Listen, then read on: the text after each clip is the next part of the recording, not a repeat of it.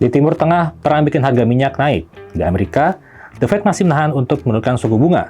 Dan di Indonesia, harga properti membuat jutaan anak muda tersadar bahwa mereka mungkin sangat sulit untuk punya rumah. Ini bukan soal gaya hidup anak muda, bukan soal mereka terlalu sering ngopi juga, dan bukan juga karena anak muda malas nabung.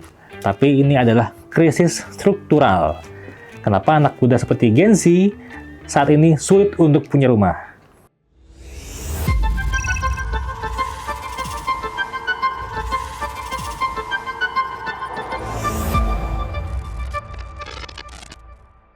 Harga properti di kota besar Indonesia, terutama Jakarta, sudah cukup mencengangkan. Laporan dari Bank Dunia tahun 2019 yang dikutip dari Jakarta Property Institute menunjukkan bahwa rasio harga rumah per pendapatan penduduk Jakarta adalah 10,3. Artinya harga properti bisa mencapai 10 kali pendapatan tahunan mereka. Coba kita bandingkan di Tokyo. Di Tokyo itu sekitar 5 kali gaji tahunan penduduknya. Di Singapura sekitar 4-5 kali. Kuala Lumpur sekitar 4 kali.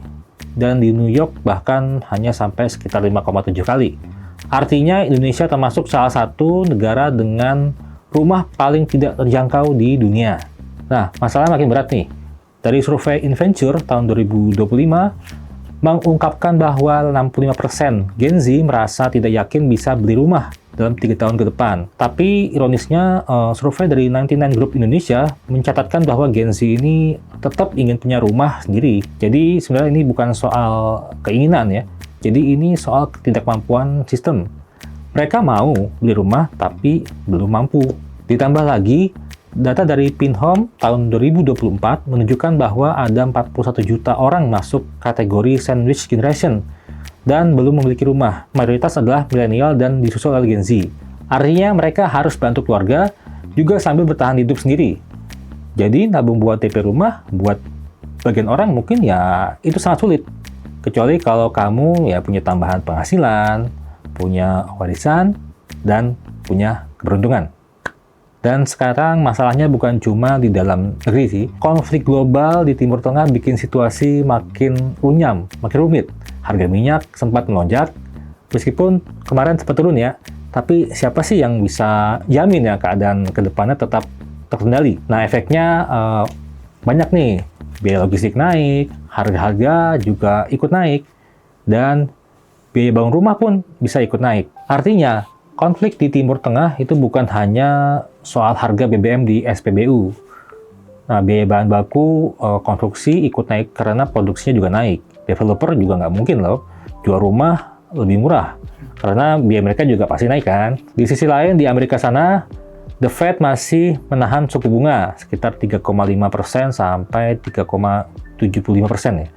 Dan kemungkinan cuma turun sekali di tahun ini. Nah, menurut para analis, hal ini juga disebabkan oleh konflik yang terjadi di Timur Tengah tadi ya, yang menyebabkan kenaikan harga energi dan risiko inflasi, dan juga risiko penurunan pekerjaan. Nah, lalu efeknya apa sih The Fed ke Indonesia? Ada, jadi rupiah bisa tertekan, BI juga nggak bisa bebas turunin suku bunga nih, yang saat ini masih sekitaran 4,75%, dan akibatnya KPR tetap mahal. Padahal kalau The Fed menurunkan suku bunga, berita baiknya untuk properti adalah modal asing bisa masuk ke Indonesia, memperkuat rupiah. BI juga punya ruang lebih leluasa untuk memangkas suku bunga acuan, lalu bunga KPR pun ya diharapkan ikut turun. Jadi kita ada di situasi yang aneh nih. Di satu sisi ada kebutuhan rumah ya, dan pemerintah tuh menyebut ada backlog atau kekurangan sekitar 15 juta unit. Kredit properti naik, tapi di sisi lain daya beli lemah. Lokasi juga makin jauh nih dari tempat kerja ya, yang mana kita pasti bakal membutuhkan pengeluaran buat transportasi. Atau rumah juga bisa makin kecil, atau juga berubah jadi apartemen yang kecil. Kalau tren ini terus jalan, generasi muda kita mungkin bisa jadi generasi yang tidak punya rumah, atau generasi yang mungkin selamanya menyewa, atau juga generasi yang selamanya tinggal di pondok indah mertua. Nah, lalu bagaimana solusinya? Kata orang sih, jangka waktu cicilannya nih diperpanjang, supaya cicilan per bulannya bisa lebih rendah. Nah, ini infonya, pemerintah pada Februari 2026 lalu telah menyatakan akan memperpanjang jangka waktu kredit rumah hingga 30 tahun. Tapi itu untuk rumah bersubsidi ya. Jadi kalau usia kamu 30 tahun saat ini, mulai kredit berarti baru lunas di umur 60 tahun. Wah, udah pensiun. Nah, tapi ini nggak cuma di Indonesia loh. Presiden Amerika Donald Trump pada November 2025 juga mengusulkan perpanjangan kredit rumah di negaranya, bahkan hingga 50 tahun. Ya, bayangin, kalau kamu mulai nyicil di umur 30, maka lunasnya di umur 80 tahun. Wow.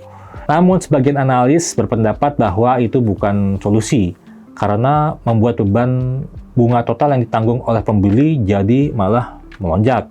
Pembeli pun bisa terjebak di utang seumur hidup. Di Jepang juga pernah ada KPR yang nyampe 100 tahun. Itu waktu tahun 70-80-an ya, waktu terjadi bubble ekonomi di negara itu. Tapi tetap aja nggak bisa menyelesaikan masalah. Harga rumah tetap terus naik, karena yang beli itu banyak orang kaya, mereka justru nyicil ya. Jadi permintaan makin banyak, harga pun melonjak. Nah, yang paling sedih itu orang yang sudah terlanjur punya KPR. Saat bubble ekonominya pecah di awal tahun 92, harga propertinya pun ikut anjlok. Sedangkan mereka masih terjebak utang KPR. Dijual pun nggak bisa karena pasti ya rugi besar. Situasi Indonesia saat ini memang nggak bisa diidentikan dengan situasi Jepang waktu tahun 80-an itu ya. Sehingga mungkin solusi yang lebih masuk akal adalah meningkatkan pasokan perumahan bersubsidi. Yang kedua, bisa menaikkan pendapatan real masyarakat ya, gimana caranya. Dan menjaga harga material konstruksi tetap terkendali. Nah, di luar negeri nih, seperti di Amerika, Gen Z ini mencari siasat lain ya, yaitu dengan melakukan co-buying ya. Co-buying artinya membeli properti dengan cara patungan, entah bersama pasangan, anggota keluarga lain, atau teman. Hal ini kan bisa membuat DP rumah lebih ringan. Biaya cicilan pun bisa dibagi-bagi. Namun tentunya hal ini bukan tanpa risiko ya. Misalnya satu pihak tidak sanggup lagi mencicil, nah akan berdampak ke semua pihak. Lalu menurut kamu gimana nih guys solusi dari perumahan ini? Kalau kamu punya solusi atau opini apapun, boleh tulis di kolom komentar. Terima kasih, saya Aryo dari Indonesia Data. See you, bye.